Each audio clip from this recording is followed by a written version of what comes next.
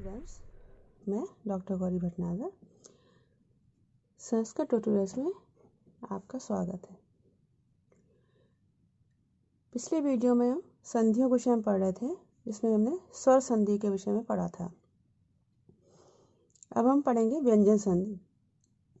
व्यंजन संधि पढ़ने से पहले व्यंजनों के बारे में पता होना आवश्यक है।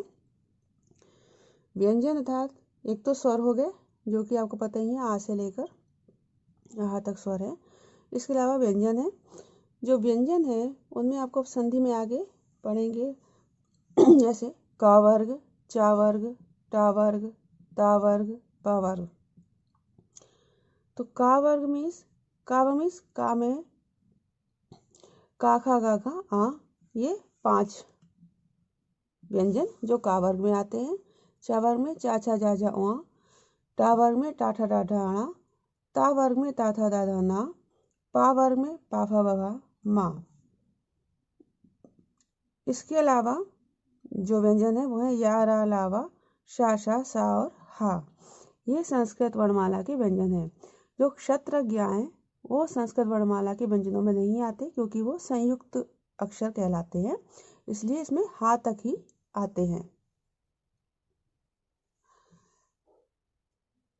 अब हम शुरू करते हैं व्यंजन संधि। व्यंजन संधि की पहली संधि है इश्चुत्व संधि। यह संधि कहती है कि सा या तवर्ग, अब तवर्ग में क्या आया, ता था दा धा ना, तो सा या तवर्ग से पहले या इसके बाद शा या चवर्ग, चवर्ग में चा छा जा जा उआ, इसका कोई भी वर्ण होता है तो सा और तवर्ग के स्थान पर शा और चवर्ग हो जाता है। अर्थात सा के स्थान पर शा, ता को चा, था को छा, अर्थात उसी क्रम से जिस क्रम में जो वर्ण है उसी क्रम में वर्ण चेंज होगा। दा को जा, दा तीसरा वर्ण है तो तीसरा वर्ण जा चेंज होगा। धा को झा और ना को उआ, इस प्रकार से चेंज होता है। अर्थात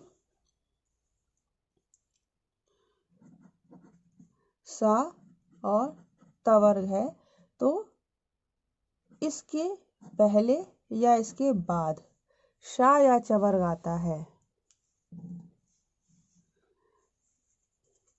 तो इस सा और तवर्ग के स्थान पर शा और चवर्ग ही हो जाएगा।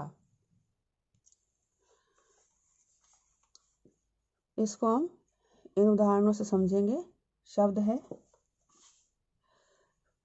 रामस चिनोती। अब यहाँ पे सा है, सा के बाद चा आया है, तो सा के बाद चा आने के कारण सा के स्थान पर शा आदेश हो जाएगा, बन जाएगा रामस चिनोती।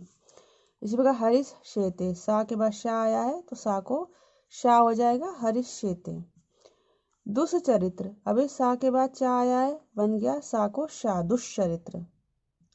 इसी प्रकार सतचित, इस ता के बाद चा आया है तो ता को चवर का पहला वर्ण अर्थात चा आदेश हो जाएगा, बन जाएगा सच्चित। उच्चारण, इस ता को भी चा आने के कारण चा आदेश हो जाएगा उच्चारण। उज्ज्वला, अब यहाँ पे दा है और इसके बाद जा आया था, चवर का तीसरा वर्ण आया है। इधर तावर का तीसरा वर्ण है दा, तो इस तावर के तीसरे वर्ण को चवर का तीसरा वर्ण अर्थात जा हो जाएगा, बन जाएगा उज्ज्वला। अब यहाँ पर शब्द आप देखेंगे, यहाँ पे दा आधा है तो यहाँ पे जा भी आधा है और ये जा आधा था ही, तो हमेशा उज्ज्वला में आप ऐसे ही लिखेंगे, दोनों जा उज्ज्वल में आधे आते हैं। इसको आपने बात समझ लिया कि दा उद में दा आधा है, दा को जा आदेश हो गया तो जा आधा हो गया, और इस ज्वला में जा आधा था ही, तो हमेशा आप उज्ज्वला में दोनों जा आधे ही लिखेंगे। जनरली सभी बच्चे जा एक पूरा लिख देते हैं, एक आधा लिखते हैं, जबकि सही शब्द ये है। आगे है याचना। अब यहाँ चा के बाद ना आया है तो इधर ना है, तवर्ग है, तवर्ग से पहले चावर्ग आ गया, तो इस चावर्ग आने का उसमें पहले आपने उसमें पढ़ा है कि चाहे पहले आए या बाद में, तो ना को चवर का पांचवा वर्ण यानी वहाँ हो जाएगा, शब्द बन जाएगा याचा। इसी प्रकार शार्गिन जया। अब यहाँ पे ना के बाद यहाँ पे चवर का जा आया है, इस ना को चवर का पांचवा वर्ण वहाँ हो जाएगा, बन जाएगा शार्गिन जया। ये हो गया आपका पहली संधि श्चुत्व संधि। अगली है आपकी ष्टुत्व संधि। यह संधि कहती है सा या तवर्ग से पहले या बाद में शा या टवर्ग था टाठा डाढ़ा अड़ा इसका कोई भी वर्ण होता है तो सा और तवर्ग के स्थान पर क्रमशः शा और टवर्ग हो जाता है। सेम वही बात है, पिछले में शा और चवर्ग होता था, यहाँ पर शा और टवर्ग है। जैसे सा को शा हो जाएगा, ता को टा, था को ठा, दा को डा हो जाएगा, धा को ढा और ना के स्थान पर अड़ा आदेश हो जाएगा। इसको हम इन उदाहरणों से समझेंगे। शब्द है रामस टीकते। अब यहाँ सा के बाद टवर का टा आया है तो सा के स्थान पर शा आदेश हो जाएगा, बन जाएगा रामस टीकते। जो रामस षष्ठा, यहाँ सा के बाद शा आया है तो सा को शा आदेश हो जाएगा, बन जाएगा रामस षष्ठा। इसी प्रकार तत् पष्टीका, ता के बाद टवर का टा आया है तो ता को टा आदेश हो जाएगा, टवर का पहला वर्ण तत् टीका बन जाएगा। इष्टः, अब यहाँ ता वर्ग से पहले शा आया है तो ता को टवर का टा आदेश हो जाएगा, बन जाएगा इष्टः। इसी प्रकार उद्दीना, अब यहाँ दा के बाद टवर का डा आया है, दा को डा आदेश हो जाएगा, टवर का तीसरा अक्षर उड्डीनः।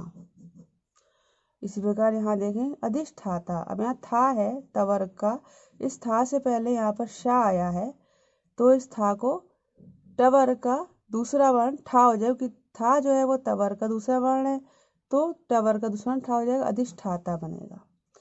श्री कृष्ण, अब यहाँ ना से पहले शा आया है तो ना को अड़ा आदेश हो जाएगा, टवर्ग का पांचवा वर्ण बन जाएगा कृष्ण। ये हुई आपकी ष्टुत्व संधि।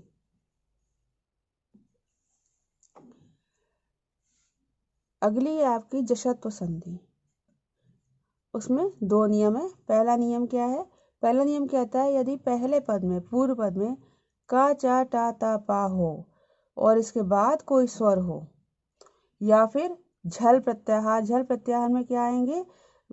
हर वर्ग का पहला दूसरा तीसरा चौथा वर्ग जो पहले आपको बताए थे 5 वर्ग हैं, उन में से किसी भी वर्ग का पहला दूसरा तीसरा चौथा वर्ण हो या शासा साहा हो तो पहले पद के जो वर्ण हैं का चा टा ता पा, इनको क्रमशः उसी वर्ग का तीसरा वर्ण हो जाएगा। अर्थात का को गा, चा को जा, टा को डा, ता को दा आदेश और पा को बा आदेश हो जाएगा। कब हो जाएगा?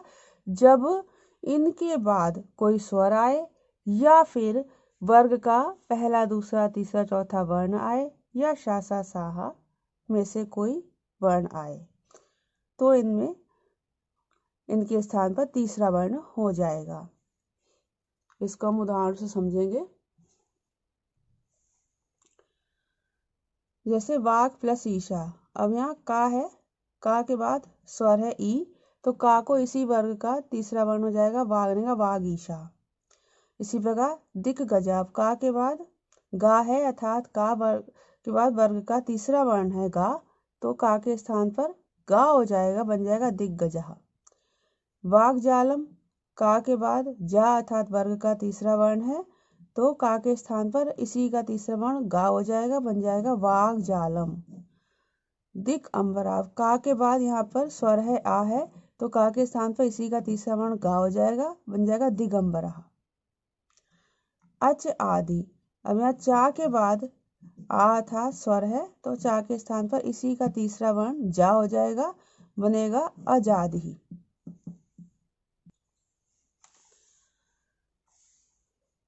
अच अंता, चा को जा आदेश, चा के बाद स्वर है तो अजंता। अच्छा, षट आनंद, टा के बाद स्वर है तो टा को डा आदेश हो जाएगा, इसी वर्ण का तीसरा वर्ण बन जाएगा षड आनंद। षट दर्शनम, टा के बाद दा अर्थात वर्ग का तीसरा वर्ण है तो टा को तीसरा वर्ण हो जाएगा, इसी वर्ग का बन जाएगा षड दर्शनम।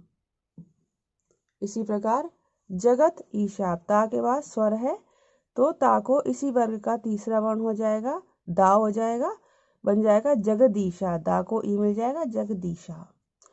सत आचारा। अब ता के बाद स्वर है, ता को इसी वर्ग का तीसरा वर्ण हो जाएगा दा, सदाचारः। सुप अंता, पा के बाद स्वर है, पा को इसी वर्ग का तीसरा वर्ण हो जाएगा, बन जाएगा सुबंता, पा को बा आदेश हो गया। अप ईंधनम, अब पा के बाद ई अर्थात स्वर है, तो इस पा को इसी वर्ग का तीसरा वर्ण बा हो जाएगा, बन जाएगा अब ईंधनम, बा में ई मिल जाएगा, बन जाएगा अब ईंधनम। इस प्रकार से ये तो हुआ पहला नियम। अब है दूसरा नियम। इसी जशत्व संधि का दूसरा नियम कहता है कि झल अर्थात वर्ग के पहले, दूसरा, तीसरा, चौथा वर्ण और शाशा साहा, इसके बाद अगर झश अर्थात वर्ग का तीसरा चौथा वर्ण आता है तो पहले वाले वर्ण के स्थान पर जश आदेश हो जाता है, अर्थात उसी वर्ग का तीसरा वर्ण हो जाता है। अर्थात अगर वर्ग का पहला, दूसरा, तीसरा, चौथा वर्ण आएगा और उसके बाद वर्ग का तीसरा चौथा वर्ण आएगा तो पहले वाले के स्थान पर तीसरा वर्ण हो जाएगा। इसको हम उदाहरणों से समझेंगे। जैसे शब्द है शुद्ध, इसको मिला धा। अब यहाँ धा वर्ग का चौथा वर्ण है, ताथा दाधा, इधर भी वर्ग का चौथा वर्ण आ गया है जैसे वर्ग का तीसरा चौथा वर्ण कहा गया था, ये चौथा वर्ण आ गया है तो इस चौथे वर्ण के स्थान पर इसी वर्ग का तीसरा वर्ण हो जाएगा, अर्थात धा के स्थान पर दा आदेश हो जाएगा, शब्द बनेगा शुद्धि। अब यहाँ देखिए इसी प्रकार दघ प्लस धा।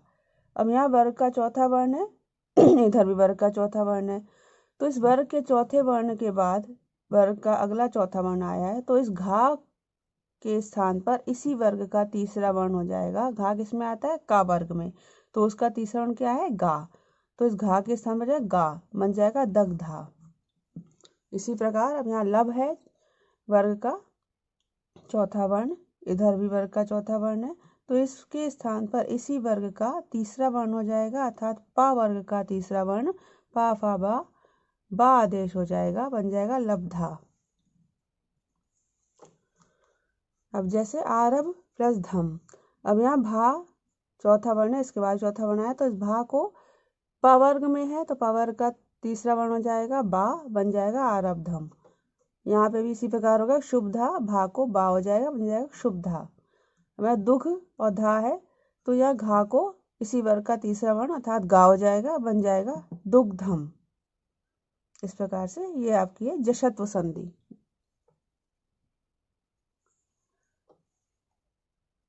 अगली है आपकी चर्त संधि।